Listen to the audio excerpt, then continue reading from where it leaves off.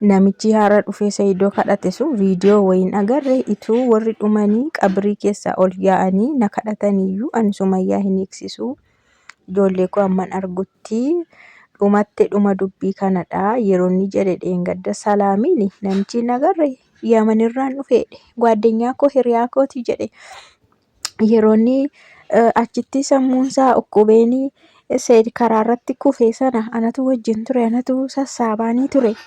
Amma immoo na dhaga'uu na dhagaa.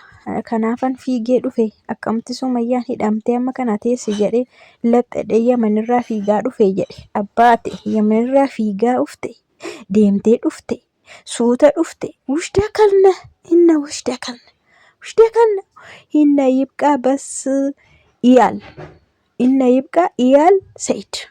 Kalaas fahamtee har'a Arabiffaan haasaayyuu waggaa torbatti Arabiffaan hin irraanfanne malee itoo dubbannu Arabiffa akka itti dandeessutu ijoollee Itoophiyaa basmaam Arabiffamoo qat gootee daftee bartillee daftee sirriitti perfeektii haasoftis Arabiffachuudha. Innaa maal sin jechuuf barbaade viidiyoon tokko gadi gadhiifameera yuutuubii Alamiituu irratti jechuudha.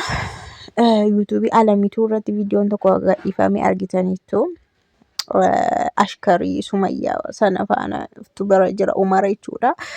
Kanaafiyyuu namichi tokko immoo Yamanirraan dhufee kan jedhe jira. Innis ani hiriyaa Saayidooti.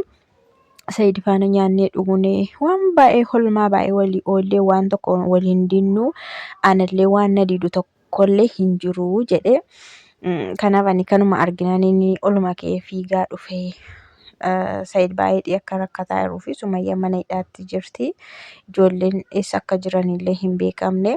Kanuma kanaaf kana dhagee akkamittiin ta'a jedheen fiigaa dhufee jedheetu alanfaatti karaa Umar sana immoo Umar fira Saayidoo Faatimiti karaa Umar sana immoo gara Alamiituu sana biratti fidanii Saayidoo nuu kadhattaa jedhanii qaamaan waliin agarre reefaan eerpoortii dhaabaheeyyuutii jedhee achi bilbilee amma qaamaan argitutti bilbilitii itti kaase. Achi yaa maraabaan tokkollee hin jiru gaa. Tola hin jiru Saayidoodhaa bilbilee. Saayidoon maani naguma dhuftee siinsi mannuura akkamitti nutti hin himne eerpoortii dhaabbannee siin eegnu minaamin jennaan ammumaan eerpoortii dhaabahee naheen dhufeeyyuu fiigaan dhufee Sumayyaa hidhaa jirteennaanii. Saayidoon immoo ijoollee dhabeennaan fiigichaan dhufee ammati waan tokko akkana hin dinne nan beekaa jedheen. Ishii jennaanii atammas jirsaree jennaan qo'ee qaamaanis wal agarra garuu amma baay'ee jarjaraan jira waan ta'eef amma akka bilbilaan haasofne yeroo qaamaan wal agarru immoo kallattiidhuma mana iddoo Sumayyaan itti hidhamte sana nu geessite si biratti Sumayyaa waadaa galchisiisee tananii achii baasna Sumayyaallee waan tokko nan diddu si biratti waadaa hin galti. Dhaqnee gaafanna mana hidhaa keessatti gaafannee waadaa si biratti galtee achi hin baati erga baatee booda ijoollee hin fiddi. Jennaanii ani barii dubbadhee xumureera waa'ee akka kanaayyuu qaatan dubbadhee xumuree ati waan hin beekne baay'eetu jira dhama'aan ture hin dadhabaan ture waggaa 2 guutuuyyuu. Kanaafuu waan hin beeknetti natti mufattaati keen seeninii jedheen. Indee waan dhimma keessan keessa seenuu akkamittan isaan isinii rakkataa jiru akkamittiin cal jedhaa waan kamiyyuu keessa seenuu qaba malii jennaan abadan jedhe. Abadanii waan kana dhiisi karaa kana natti hin dhufiin jedheen Saayidoon. Karattii kana natti hin dhufiin waan dadhabamedha. Kana natu xumuraa nafaanillee walitti hin bu'in dhimma kana keessallee seeniini. Gama lamaanittuu callisii waan kun baay'ee jabaateera. Sumayyaan illee baay'ee jabaatteetti. Ani ijoollee kootii fi waan baay'ee ta'een jira. Jedhee dura intinaan maqaan isaanii jarittiin Sumayyaa sun lamaanii Alamiituu fi Umar suni har'a nama Sumayyaa nu baasisu tokko arganne hidhaadha. Ilililil jedhanii hacabaccabaa turanii gammachuun nu guutee jechaa turanii. Namni amma dhufu kuni bakka sadhumaati Sumayyaa mana hidhaa keessaa hin baasisa. Saayidoon isa jala hin dubbatu.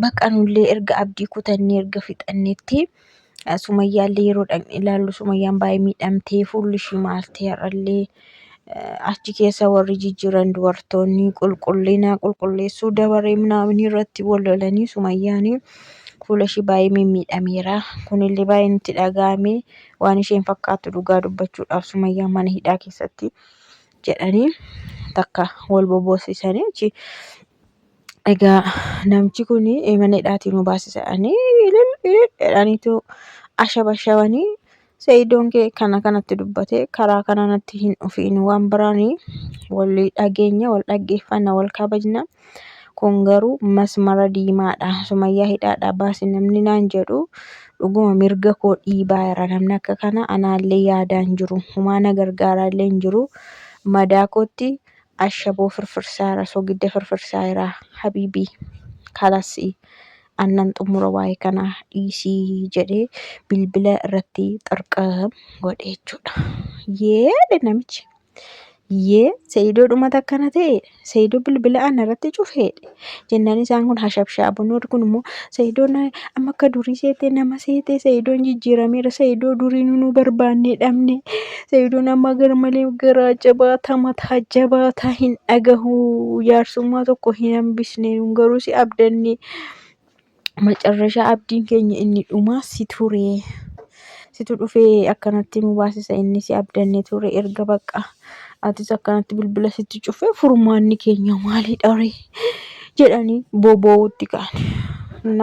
Maal jedhaa bakka amma qaamaanillee argeen garaa kutachuun qaba ani seedhe namichi sun jechuudha maqaasaa eenyudha garuu maqaasaa hin qabane namni suni qaamaan wal agarreetu Sa'iidoo faana isa dhumaa immoo carraa tokko kenneefiin anillee gaafadha garuu ani akkanatti hin yaadne Sa'iidiin Sa'iid durii jechuun waan namni dubbate tole namaan jechuuf nama gargaaru malee akkanatti deebiyyuu namatti hin deebisa jedhee yaadeen beeku jedhe.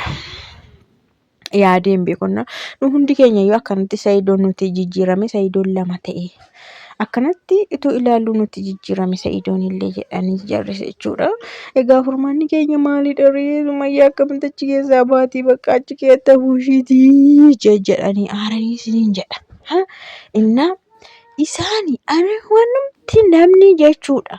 Namni maali waan isa bira jiru hojjechuu dhiise waan fagoo tokkotti rarra'a yeroo baay'ee namni amma ijoollee kana Finfinnee keessa jiru silaa kijiba isaanii irratti barre ijoolleen kun asuma jiru Finfinnee kana keessa jiru iddoo mata'ee jiru namni Gondar sana geesse illee hin jiru Sumayyaan amantee biyya sana geessitu malee biyyi sun nageenyaan baay'ee rakkoodha waan ta'eef ijoollee ishii huma kokkee ishii cisa malee iddoo sana hin geessitu kijiba ajaa'iba hin geessitu otoo duutee hin geessitu gaafa darbe maa itti isheen osoo hidhameeyyuu ijoollee koo wajjin hidhamaa itti isheen mirkaneessite bara ijoollee isaa fudhanii wajjin hidhure isaan kunis ijoolleen akkanatti bu'anii maal ta'anii jedhan yeroo gaafataman immoo lakkin dhageenye bilbilaan dhageenye immoo salaamaatti viidiyoo naa ergamee maal fidi kaashi viidicha yuuna lana silkiin koon badeetti yoomittuu akka badeen beekamu silkichi immoo annaa isaan waan salphaa ijoollee iddoo isaan jiran as baasuu dadhabanii Sa'iid koo abbaa ijoollee kanaati ijoollee kana hin nyaatullee hin liqimsullee hin miidhullee hin hidhullee abbaa isaaniiti. Sumayyaa jechuun Sumayyaadhaaf akka ijoolleen kun haadha ijoollee kanaaf Sa'iidis haadhadha. Waluma qixaa jechuudha ijoollee kana. Wal qixa iyyuu miti. Ijoolleen kun na'amana Sa'iidin irra jaallatti. Abbaa isaanii irra dhaabatu ijoollee kana hiyyoomse abbaa isaanii dhabaniyyuu hiyyoomaniiru isaan karaa abbaatiin yaadan hiyyoomaniiru ijoolleen kun dhugaa waaqa. Maaliif ijoolleen biyya Arabaatti dhalattee fi ijoolleen Arabaa abbaa jaallattanis jibbitanis. Keessattuu warri durbi immoo abbaa jaallatti. Mukaan asittuu ijoolleen durba abbaa jaallatti achitti immoo baay'ee abbaa isaanii warra durbaatu abbaa isaanii jaallata baqqaa dhugaa waaqa. Innaa jartiin kun hillikii Sa'iidoodhaan qabatanii akkuma Sumayyaan isaan qabatte jarris qabatanii maal fidadhanii hamma dhumaatti hina saqaayya Sa'iidiin jedhanii achi booda immoo Sa'iid abadan ijoollee isaa akkasaan hin agarre goonadhanii walii galaniitu as naanna'u achi naanna'u. Sa'iidoon immoo qurxii himeera. Bakka yoo namni du'ee awwaalame hin qabu miti qabrii kee hin ba'u miti inni kana utuma jarri du'anii dhuman dhufanii na kadhataniyyuu hin dhaga'u. Egaa viidiyichi kana fakkaata siin jedha.